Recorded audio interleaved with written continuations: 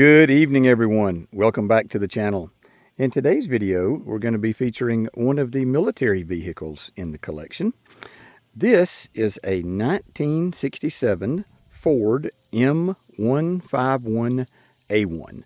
This was the primary vehicle for personnel transportation during the Vietnam War, and then actually later on into the 80s and part of the 90s. And we're going to go into a deep dive on this vehicle, go around every nook and cranny, show you everything about it, what the components are, what they do, why they're there, and a little bit of history about the vehicle. So the original version of this, which I actually have one in inventory as well, is called an M151. This is the second version. There were three total. The third one is called the 151A2.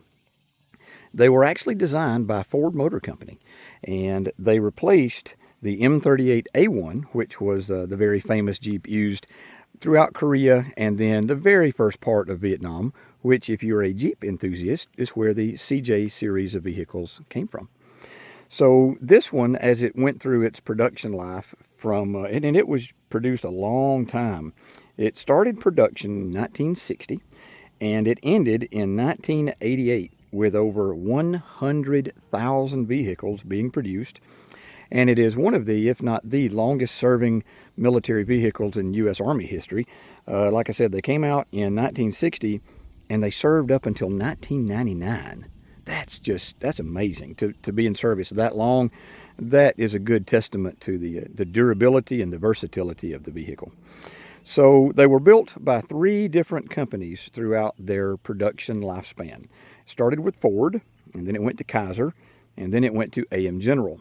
And some of you may be familiar with the name AM General because they actually produced the Humvee, which replaced this.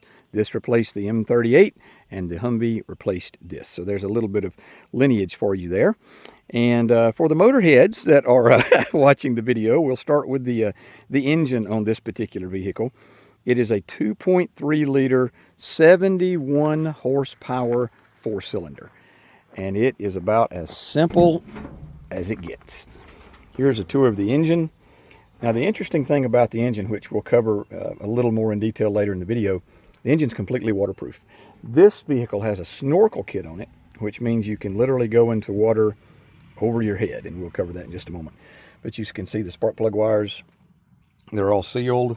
There is the fuel pump, of course the horn, air filter, carburetor, radiator. Literally just as simple as it gets. And while we're up front, we will also go over the standard military Jeep style attachment here, which is how the hood is held down. Up front, of course, we have the correct amber colored headlights, and in the Army we call these cat eyes. Those are for driving at night. Basically the only thing you see illuminated is the two little white sections in there. There is two up front and there is one in the back, and we'll go over those. And of course we have the shackles, which can be used for either tie down or airlifting. Coming around to the driver's side, we have the night driving light. So you see the hood there to prevent this being seen from aircraft, and it emits just a little bit of light from that area there. And after your eyes have adjusted to it, you can actually see it. It takes your eyes about 30-40 minutes to adjust to it, but believe it or not, you can see it. So I mentioned that this vehicle has the snorkel kit on it. So this is the snorkel kit. This is the intake, and back there is the exhaust, and you can see it runs all the way down. And basically this allows the vehicle to operate in water literally over your head. You see the driver's seat there. There's a video on YouTube. It was produced either by the Army or by the people that made this vehicle. And it shows a guy, they put a guy underwater in a camera, and a guy with a camera underwater. And it shows one of these things, I mean, the water's like up to here. It's over the top, and he's just motoring along for about 15-20 seconds, and then he comes back out of the water. So obviously he can hold his breath that long. So like I said, this one does have the snorkel kit. Some of them did, some of them didn't. It's actually a pretty rare accessory on these vehicles, but this one does have it. So coming down the left-hand side, also known as the driver's side, we have the issue axe. And interestingly, on these vehicles, the driver is sitting on the gas tank. There's the gas tank right there. Now here's some trivia about the gas tank for you. Most people don't know this. So the 151 and the 151A1, which is what this is, has a huge, huge gas tank hole there. Just, oh, that's just crazy. That's how big it is. Put my fist in there, move it around. So that's where you put the gas in. The 151A2 has a much smaller gas tank area. And the reason for that is the NVA and VC, if they found one of these vehicles unattended, they would take a grenade, wrap it, they'd pull the pin, wrap the spoon with rubber bands or, some type of rubber strapping, and they'd throw it in the gas tank.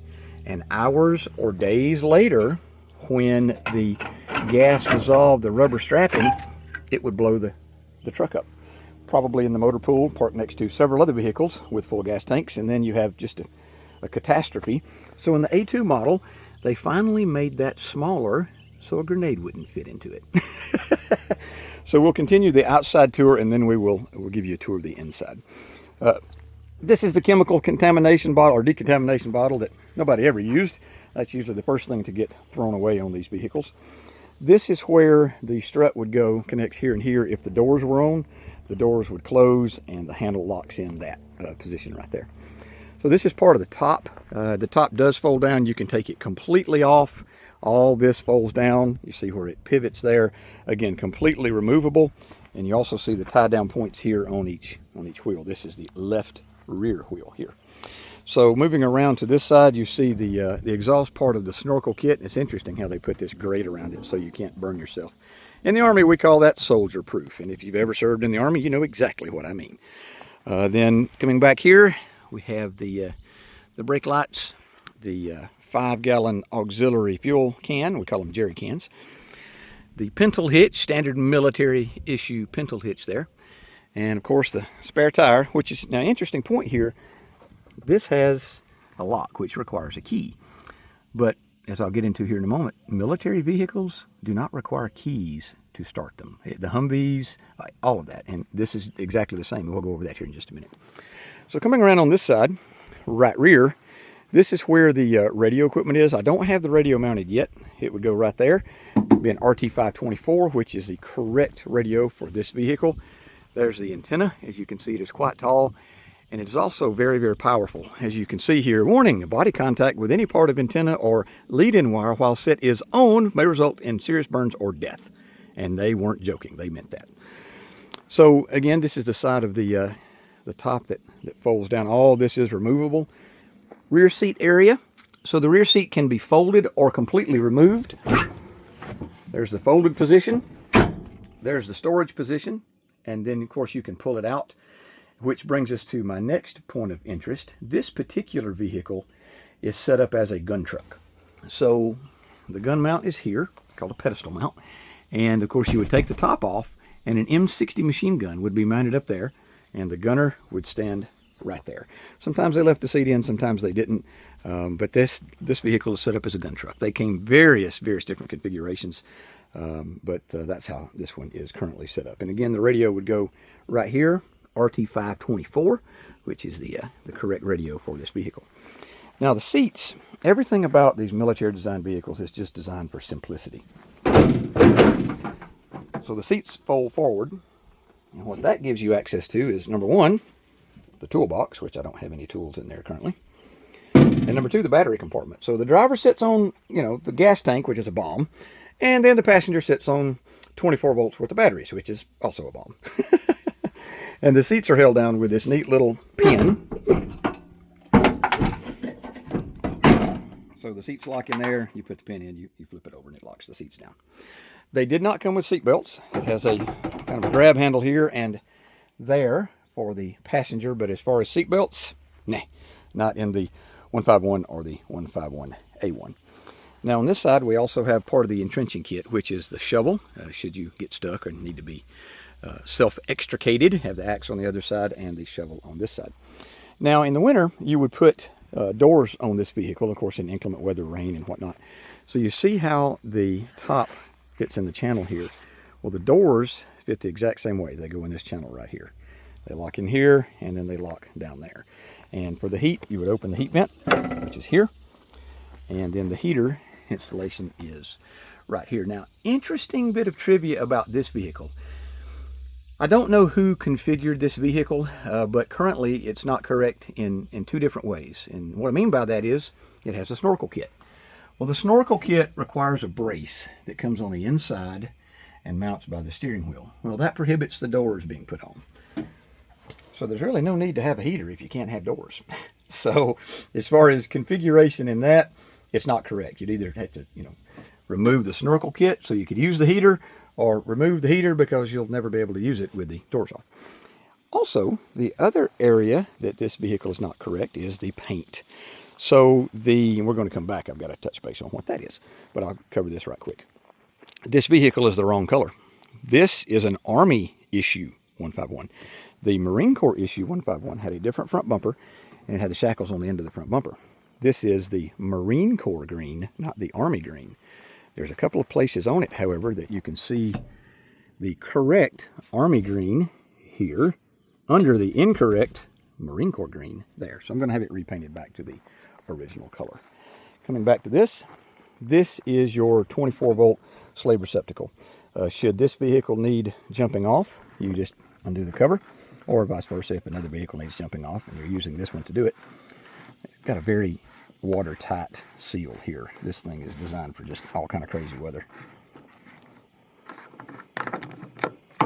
And there is the slave receptacle. You plug it in there, plug it in the other vehicle, and then of course jump it off. Okay, moving around to this side, we are back up to where we started at the front of the vehicle. So now let's go on the inside. I'll give you a tour of the inside and we'll go over how to start it. Now, I mentioned earlier that these vehicles do not have keys. And the starting sequence, if you know how to do it, it takes just mere seconds. If you don't, you would sit here and stare at this thing until, the cows come home. So moving around on the inside, the first thing I want to touch on is the starter button. It's mounted under the dash, and you actually take your foot and actuate the starter button. That's how you start this vehicle. There are no keys. So there is all the light switches, your blackout markers, your drives, just your regular service lights and all that good stuff. There's the on-off switch. That comes into play here in just a moment. Blinkers. This piece of equipment has been on every military vehicle for the last 50 years. It's still on the newest ones, and this is a 67 model. My other one is a 60 model. Same thing. So whoever had the contract for that, you're doing good. So over here we have just your standard instruments. In the upper left corner we have fuel. Lower left corner we have oil pressure. In the middle we have the speedo. Upper right is voltage. Lower right is temperature. Of course, there's the heater on-off switch. We will never use that because we don't have doors on this vehicle. A high-low range selector, and of course the e-brake. Now, the interesting thing about the windshield wipers, as you see here, they are both manual.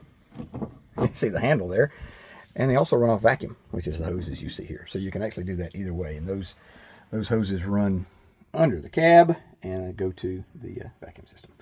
And being a manual, of course, we have 3 pedals. So what I'm going to do now is go over starting the vehicle. So the first thing you do is you ensure that the e-brake is in the up position. You also ensure that it's in neutral, or you'll get a nasty little surprise. Then take your foot and put it on the starter button. Flip the power switch to on and mash the button. And there we have it. She purrs like a kitten. Purrs like a kitten. This vehicle was delivered March of 1967, and as you can see, she still runs just perfectly. While it's running, I'll give you a final outside tour of the vehicle. They're very quiet. They're very, very quiet vehicles.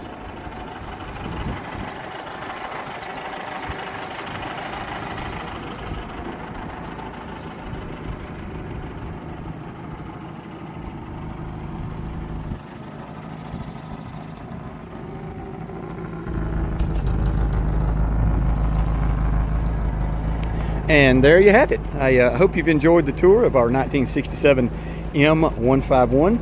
If you did enjoy this content, please consider subscribing to the channel. I'll be coming out with a lot more informative videos, not only on this, but all the other vehicles in the collection. As always, thanks for watching and have a great day.